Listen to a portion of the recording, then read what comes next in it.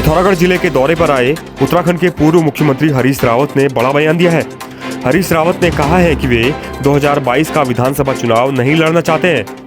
उन्होंने कहा कि वे 2002 की तरह ही फ्रंट फुट में रहकर कांग्रेस को 2022 का चुनाव ही लड़वाने का काम करेंगे।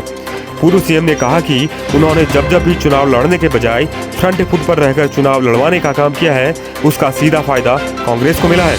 चाहे वो 2002 का चुनाव हो या 2012 का चुनाव, दोनों में ही कांग्रेस को लाभ मिला है। साथ ही रावत ने कहा कि वे चुनाव लड़कर एक सीट पर केंद्रित नहीं होना चाहते हैं। मेरी इच्छा है कि इस बार मैं 2002 की तरीके से फिर कांग्रेस को जिताने के लिए केवल चुनाव लड़ाने का काम करूं, क्योंकि बहुधा मैंने देखा है कि लोग अपनी अपनी सीटों में बंद करके रह जाते हैं और कांग्रेस को एक व्यापक चुनाव प्रचार की जरूरत पड़ेगी। मुख्यमंत्री के चेहरे को लेकर कांग्रेस के भीतर चल रही खींचतान पर भाजपा के प्रदेश प्रवक्ता सुरेश जोशी ने चुटकी ली है। पिथौरागढ़ में उन्होंने कांग्रेस पर निशाना साधते हुए कहा कि कांग्रेस के पास ना तो कहीं जमीन है और न ही उसके पास नींव का कोई पत्थर है। बस मुख्यमंत्री के चेहरे पर ही पार्टी के भीतर लड़ाई चल रही है। उन्होंने कहा कि आज कांग्रेस में हरीश रावत, प्रीतम सिंह और इंदिरा हृदय के 3 अलग-अलग धड़े बन गए हैं, जो लगातार एक दूसरे के खिलाफ बयानबाजी कर रहे हैं। इस दौरान सुरेश जोशी ने हरीश रावत पर अपनी ही पार्टी के संविधान की धज्जियां उड़ाने का भी आरोप लगाया। उन्होंने कहा कि कांग्रेस का संविधान चुनाव से पहले मुखिया का चेहरा घोषित करने की इजाजत नहीं देता, लेकिन हरीश रावत उसके बाद भी आला कमान से सीएम का चेहरा घोषित करने की मांग कर रहे हैं। उन्होंने इसे हरीश रावत का डर करार दिया। देखिए, कांग्रेस का तो मुझे ऐसा हाल दिखता है कि न तो उनकी कहीं जमीन है और न कोई उनके पास नींव का पत्थर है। एक लड़ाई इस बात की उनके अंदर है कि साहब मुख्यमंत्री कौन बनेगा। अब प्रश्न ये खड़ा होता है कि जब आपका संगठन इतना कमजोर है, इतनी टूटी फूटी कांग्रेस है, 3 नेता उनके एक नहीं हो पा रहे हैं और तीनों के अलग अलग बयान आते हैं। आज हरीश रावत जी पिथौरागढ़ में, मुझे लगता है थोड़ी देर बाद आपको संबोधित करेंगे। उनका जो बयान होगा उसकी प्रतिक्रिया इंदिरा जी के दरबार से या प्रीतम जी के दरबार से कल तक वो भी आपको मिल जाएगी। इसलिए कांग्रेस के अंदर इस समय जो है कि एक, मैं कहता हूँ कि भ्रामक स्थिति बनी हुई है। न तो नेतृत्व तय कर पा रहा है और यहाँ क्या होना है। अब हरीश रावत जी देखो, बार बार एक बात कहते हैं कि नेता तय होना चाहिए, लेकिन कांग्रेस का तो जो संविधान है वो ये कहता है कि भाई नेता विधायकों में से तय होगा। विधायक जब चुने जाएंगे, पार्लियामेंट के मेंबर जब चुने जाएंगे, तब प्रधानमंत्री तय होगा। तो क्या हरीश रावत जी आज कांग्रेस के संविधान की भी धज्जियां उड़ा रहे हैं? क्या जो संविधान उनका बना हुआ है उस संविधान की धज्जियां उड़ा करके क्या वो पहले नेता डिक्लेयर होना चाहते हैं? क्योंकि उनके मन में एक बहुत बड़ा डर और भय है, कहीं अगर मैं इस दौड़ से पीछे हट गया तो।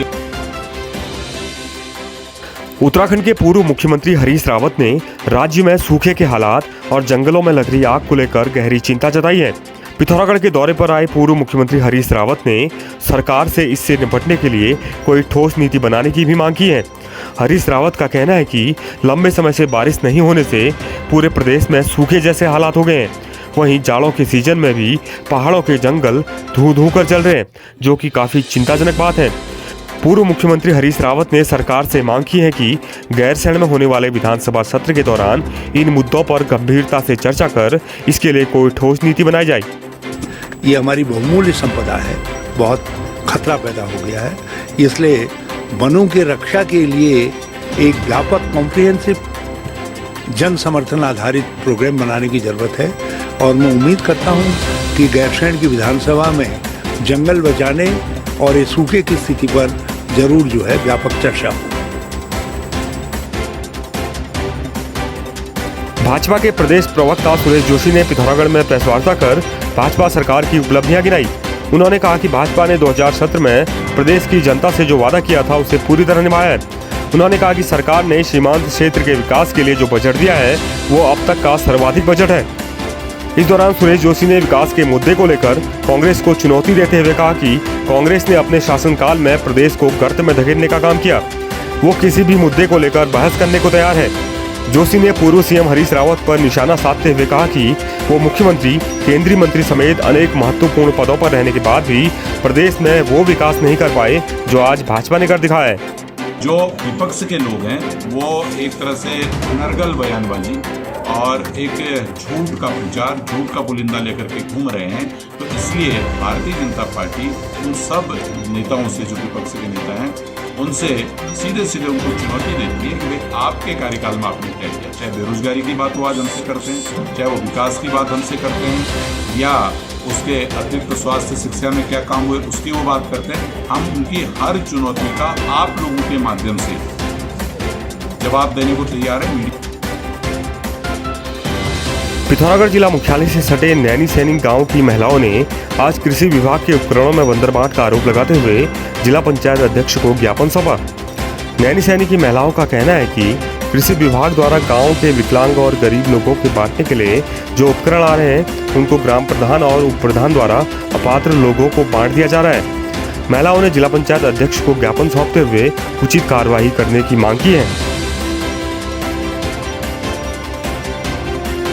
अपने पिथौरागढ़ दौरे में पूर्व मुख्यमंत्री हरीश रावत ने आज जिला मुख्यालय से सटे ऐतिहासिक गांव हुड़ेती का दौरा किया, जहां उन्होंने गांव के स्वतंत्रता संग्राम सेनानियों को नमन किया और 1921 में स्थापित कांग्रेस कार्यालय से बीजेपी के खिलाफ हुंकार भरी। हुड़ेती पहुंचने पर कांग्रेस कार्यकर्ताओं ने हरीश रावत का ढोल और नगाड़ों के साथ स्वागत किया। इस दौरान गाँव की महिलाओं ने पूर्व सीएम हरीश रावत को फूल मालाओं से लाद दिया।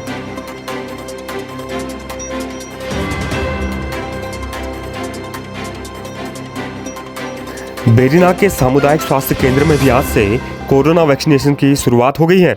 यहां पहले दिन 100 स्वास्थ्य कर्मियों को कोरोना की वैक्सीन लगाई गई। बेरीनाग सामुदायिक स्वास्थ्य केंद्र के प्रभारी डॉक्टर सिद्धार्थ पाटिल ने बताया कि बेरीनाग में 403 स्वास्थ्य कर्मियों को कोरोना वैक्सीनेशन के लिए चयनित किया गया है। यहां अगले 5 दिन तक यह अभियान जारी रहेगा। पिथौरागढ़ के मुनाकोट पशु चिकित्सालय में आज पशु प्रदर्शनी का आयोजन किया गया, जिसमें निर्णायक मंडल में डॉक्टर लाल सिंह सामंत, पशु चिकित्सा अधिकारी मुनाकोट, डॉक्टर मनोज जोशी, डॉक्टर सौरभ भट्ट की उपस्थिति में पशुओं का चयन किया गया। इस मौके पर मुख्य पशु चिकित्सा अधिकारी डॉक्टर विद्यासागर कापड़ी और उप मुख्य पशु चिकित्सा अधिकारी डॉक्टर पंकज जोशी ने विभागीय योजनाओं की जानकारी दी। प्रदर्शनी में 120 प्रतिभागी उपस्थित रहे। जिलाधिकारी डॉक्टर विजय कुमार जोगदंडे द्वारा प्रतिभागियों को पुरस्कार वितरण किया गया। प्रदर्शनी में प्रथम, द्वितीय और तृतीय स्थान प्राप्त करने वाले पशुपालकों को पुरस्कार वितरित किए गए।